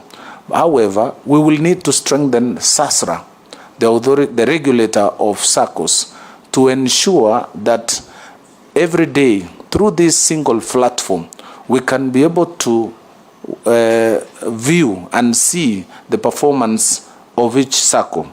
What we have seen in EKESA is 2 books of accounts, Honorable Chair. We have one record for the regulator and one record for the member and the real record. When we have a common platform, we will be able, the regulator will be able to view the performance without, even before reports are filed, you will be able to see performance of each SACCO. This is how we are going to expose the unscrupulous cooperative SACCO leaders. Chair, we will still pursue, the case of EKESA is on, and we will pursue to its logical conclusion, and any other SACCO where members have been involved and they have been investigated and found culpable, we will submit them to the laws of the country. I submit, Chair. Chair, just one clarification from with your indulgence, Chair. With your indulgence, please. Yes, Junet. Chair, thank you for your indulgence, Chair. Chair, if you look at the ministry's name, it's very good. Ministry of Cooperatives and MSMEs.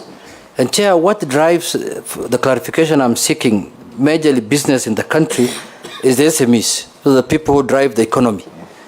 But Chair, one of the things that they have really suffered from for the last 10 years, even at the county level and at the national level, is what is called pending bills. People who do business with county governments and people who do government and national government, and they are never paid. Those people have been auctioned. Those people have problems, Waziri. And the last communication during the campaign was that when we form government, we'll pay them in 30 days. It's on record. So what plans do you have? Because those people are really, really suffering in this country. When do you think, are you going to be able to pay them immediately you are sworn in if this committee approves you? What is your future plan for these people? They are really suffering. Thank you, Chair. And probably I give nominee a minute to write what he's writing. I've just heard you say that you'll bring the SACCOs so that they can borrow among themselves. Probably you are aware that we have what is called Cusco, which is a corporate of corporates in this country. You want to tell me Cusco has been unable to facilitate the corporates to borrow from each other and deal with the issue which has been raised by Kimani Chungwa of what you have just rightly said, a corporate with 3 books. And I think if that is the truth what you are saying, what will you do first before you deal with the SACCO to deal with the Are Cusco? you talking of a cooperative or a corporate? No, they are not one and the same. Chair, all the cooperatives in this country, they have the umbrella called Cusco, which is the union of cooperatives. Is that true? Yes. Now, I'm not disputing what you are saying. I was just cautioning you that a corporate is not a cooperative. Okay. Yes. Thank you. So we just need to hear from him so that we can be able to understand. Will be the very last. Yes. Mheshimiwa Spika, ningependa nizungumze kwa Kiswahili. Endelea. Ningependa kuomba nominee afafanue ama aeleze kwa urefu kidogo. Kuna mama kule nje anauza mboga zake ama anauza omena, tayari ni mfanyabiashara. Kuna yule mama ama kijana ama mlemavu pia ambao angependa kuanzisha biashara ndogo. Hii ni kuhusu hustler fund. Swali ni hii: kuna uwezekano ya yule mama ama kijana kuweza kupata hizi pesa kama binafsi bila kukua ndani ya chama ama cooperative? Kama jibu ni ndio, ni njia gani ataweza kupata hizo pesa kama binafsi, mfanyabiashara binafsi? Nadhani Wakenya wangependa kujua. Asante. Last but not least, Deputy Speaker. Mr. Chelugui. Please let no member raise his tag again. Thank you, Honorable Chair. Mr. Chelugui, I hope you are going to engage the county askaris, the police officers, and the chiefs. Because when you do lend the women or the hustlers this money, you're going to have a situation where you give them money in the morning to go and buy their wares. Then the county askaris will confiscate them and keep them. And then those women will not be able to pay you back. Or you'll have a situation where the police ask for a bribe, and then they will not have money to repay you in the evening. So if you don't engage them and sensitize them to know, if the women are on the street hawking illegally, all you have to tell them is take your wares and leave within the next 1 hour. You don't have to take their wares and go and divide among yourselves in the evening. So if you don't engage them, the hustler fund will collapse. Simon, answer all those in 2 minutes. Thank you, Chair. Thank you, Chair. On the matter of pending bills, Chair, I think there are discussion by government to address this matter. I cannot give specific at this time, although I acknowledge the challenge our small and micro are going through by not being paid. There have been programs, plans by the previous administration or the outgoing administration to address the matter of pending bills. I believe when this government is established, it will put together a team to address and organize the resolution of this matter, which affects many, many small and micro. On the issue of SACCOs and Cusco, I agree with the Honorable Mule that we have the union of unions of SACCOs, that is Cusco. However, Chair, the CLF, the Central Liquidity Fund, is a pool fund, is a common fund that puts together all there are SACCOs who have excess liquid overnight, what we call in banking overnight lending. So what we have been having, when a society or a SACCO falls in liquidity, they resort to the normal banks, and that sometimes can bring them down because of the cost. Cusco is just a union. It articulates, it champions issues of SACCOs and cooperative society, but does not address the issue of now credit and savings. So the Central Liquidity Fund is like what we have in the banking sector, which central bank intervenes when a bank falls short in terms of liquidity. Since our focus is being pushed towards this end, it is important to put up a deposit protection facility, as mentioned by Honorable Shungwa, and also a central liquidity fund that will pool the excess liquidity to support any SACCO. I believe with peers you will be able to resolve at a reasonable rate.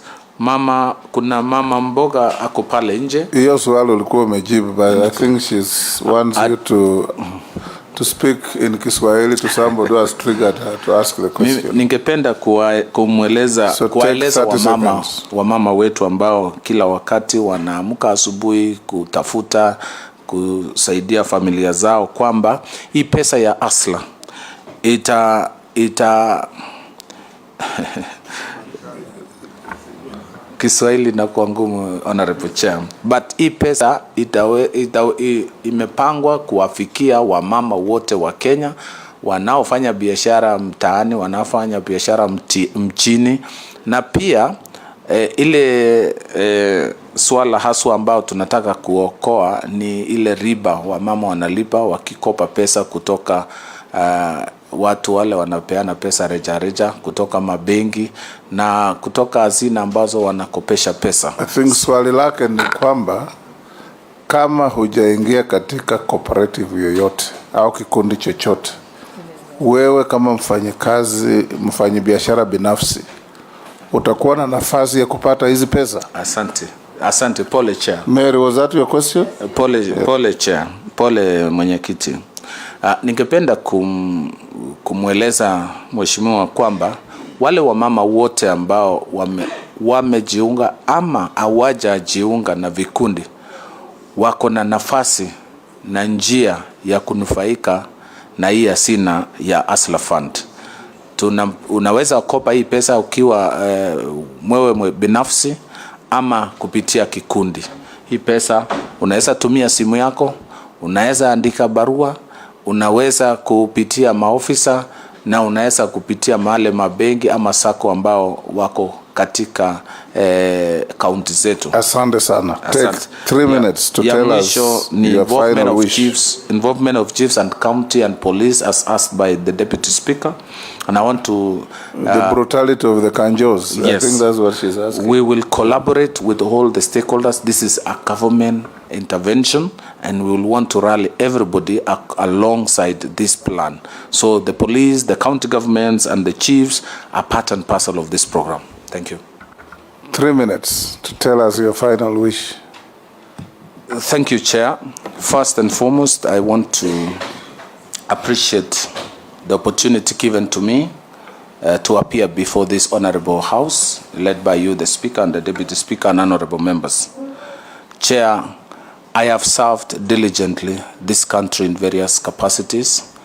I look forward to serve in the same, with the same commitment, the same focus, and be a contributor towards and supporting and impacting on the bottom of the pyramid. I want to thank His Excellency the President, William Samoei Ruto, for the honor and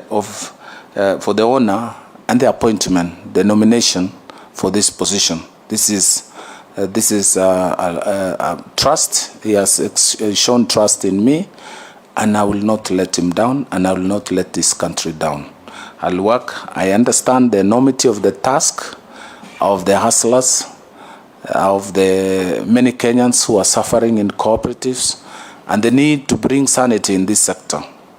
Finally, I want to thank my family, my wife, my children, and my parents. I also thank the people of my community where I come from, that is Mogotio and Baringo, who actually mentored me, supported me to this level where I stand before this house. So, Honorable Chair, I promise I will work together with this house. I will respond to any call from this house, any summon to this house, and any communication or request for information from this house.